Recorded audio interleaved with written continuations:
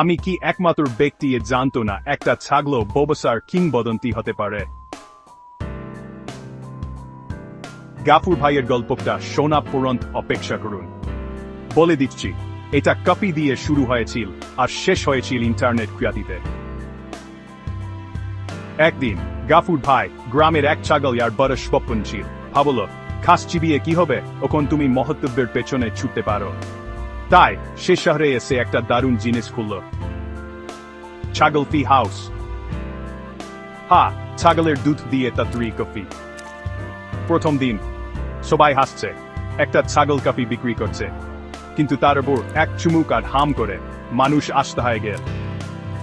আরে ভাই, এটা তো সেরা ফ্রেশ দিয়েছে। হঠাৎ করে ছাগল ফি ইনস্টাগ্রামে ভাইরাল হয়ে গেল। গাফুর ভাই শুধু একটা ছাগল না, সে একজন ইনফ্লুয়েন্সার, কফির কাপ আর সানগ্লাস পরে পোজ দিচ্ছে। একজন রিপোর্টার জিজ্ঞেস করল, আপনি কিভাবে ভাইরাল হলেন?